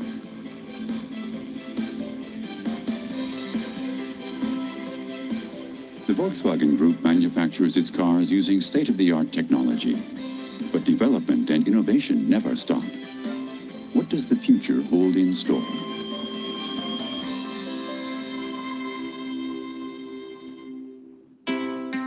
Today, everybody is talking about Industry 4.0. It is a term used to describe a variety of innovative production processes. But what exactly does it mean? The Volkswagen Group has been shaping the future with groundbreaking projects for many years. Here are some recent examples. Digitalization. The digitalization of all elements of production is essential for a new era in industrialization. Everything is given a virtual likeness in the system world. The result is an Internet of Things. Example, 3D printing. Pressing tools are no longer shaped in a laborious manner. Instead, these tools can be made from steel granulate in a 3D printer. It's a technology that opens the door on completely new possibilities for design, with a level of precision unknown until today. Example, human-robot cooperation. In the past, protective grids separated robot arms and employees. In the future, employees and robots will work increasingly hand in hand. This is made possible by new security sensors. Robots take on especially monotonous and arduous activities. Today, robots already play a part in contributing to ergonomic workplaces at the Volkswagen factories in Chemnitz and Salzgitter. Example, big data monitor in logistics. The Big Data Monitor enables for the rapid visual processing of data from the 1,200 suppliers of the Audi factory in Neckarsulm. Where are the potential bottlenecks? Where is the greatest need for action? This data is now easily accessible at all times. The intelligent factory of tomorrow paves the way for efficient and cost-effective production unlike ever before.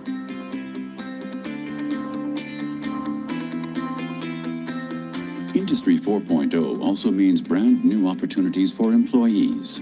The Volkswagen Group has already begun actively preparing its workforce for the future. The world is changing, not only in the automotive industry. Everything is in motion, and the Volkswagen Group provides the technology that moves the world.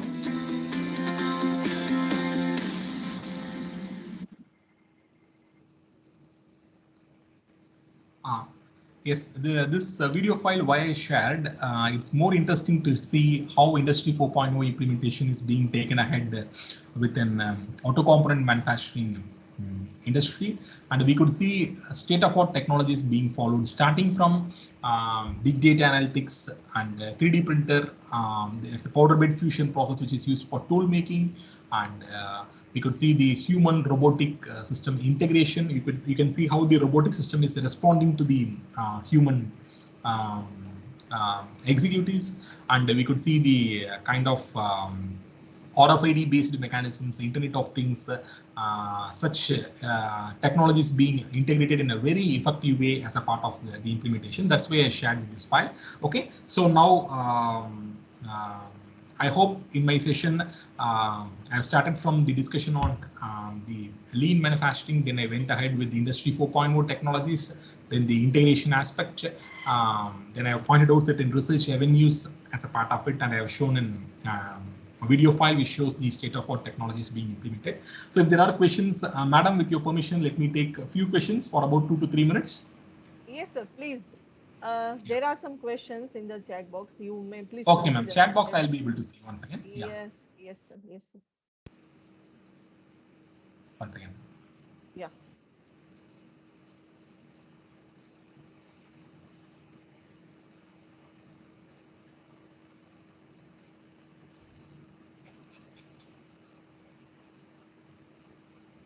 really very interesting. But sometimes when major the questions are focusing on if it is MSc or it is a large organization, how different it will be, how different the approach will be to implement Industry 4.0 to integrate in lean production or like that.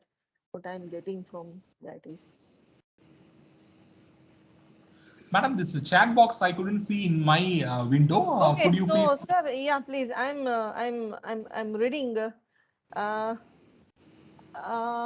sir, it was a nice session. Industry 4.0 promises a lot of benefits, but are they realistic, especially in the case of Indian SMEs? SMEs are skeptical about the cost benefits. What will the impact of Industry 4.0 on the jobs? Yeah, it's an interesting question. Definitely, Industry 4.0 implementation is very much needed for small scale industries also, because now as a part of the implementation, even small scale industries are also focusing. Only thing in terms of the technologies as a part of the implementation, they may have to go with a cluster approach as a part of it. Maybe few industries put together, they will have a kind of a common facility, common pool of facility, and accordingly they may try to utilize.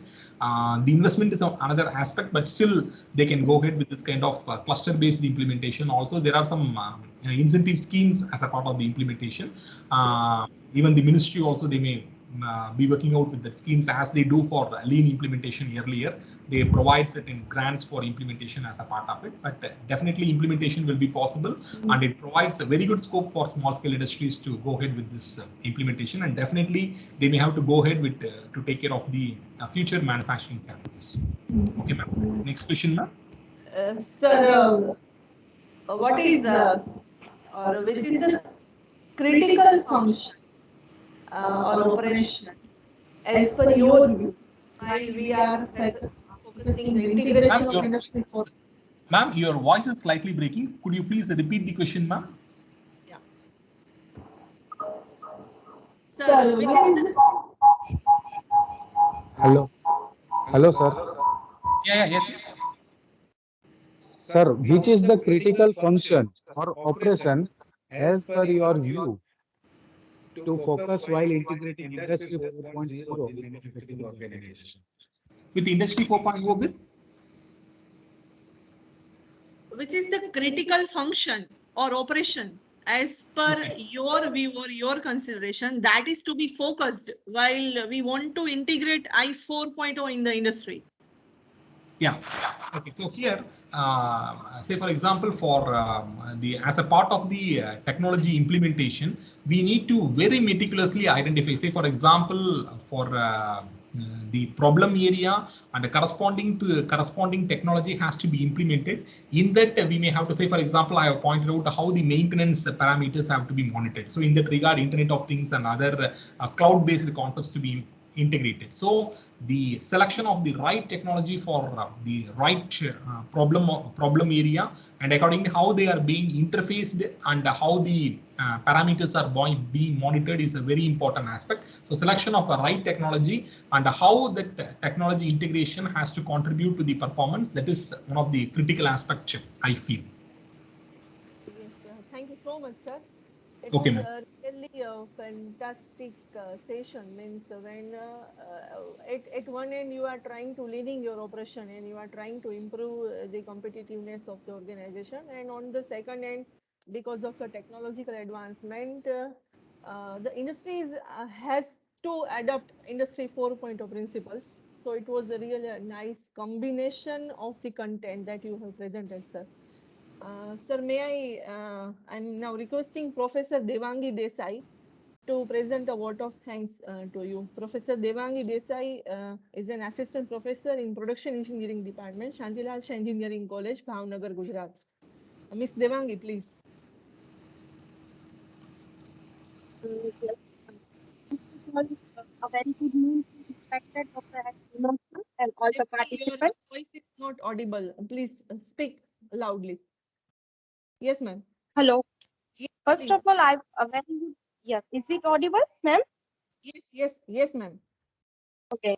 A very good noon to respected Dr. S. Vinod sir and all the participants. It gives me an immense pleasure to deliver the vote of thanks for this session to respected Professor S. Vinod sir. I would like to thank you very much, sir, as you honored a very informative session for the all participants. I would also like to thank you all participants for patiently attending the session. And I hope the queries of all the participants are also addressed satisfactorily. So once again, I thank you, Dr. S. Vinod sir, for very informative session and all the participants present here. Thank you. Madam, just I would like to convey to participants a short thing, just 2 minutes. Okay. Yes. Thank you all. I would like to thank all participants for the patient listening. So I wish you all to take ahead with the insights from the all lectures in the FDP that will help you to offer similar courses at your institute and to identify very good projects for your students, and you can take ahead with the joint implementation projects with industries and come out very good publications as a part of it, because it's a state-of-art area where a lot of research and developments are happening. So I would like to thank the organizers, especially Madam Maya, for inviting me to deliver this lecture and for meticulously coordinating and organizing this session. Thank you, Madam Maya, and thank you all participants and other coordinators. Thank you all. Have a fine day. Thank you. Thank you so much, sir. Thank you so much. Thank you, sir. Thank you, Madam. Thank you. Okay. Madam, I'm leaving the meeting, ma'am. Okay. Yes, please, sir. Please, sir. Okay. Yeah. Thank you. Bye. Now, may I request all participants also to, they may leave the meeting, as we are having a scheduled session at 1 p.m. So you may leave now for this session. We'll be again meeting with the help of link in MS Team calendar at 1 p.m. Thank you so much. Can you please send me a link to WhatsApp group, madam? Yes, sir. I shall be sharing. I shall be sharing. Okay. Okay. Thank you, madam. Thank you.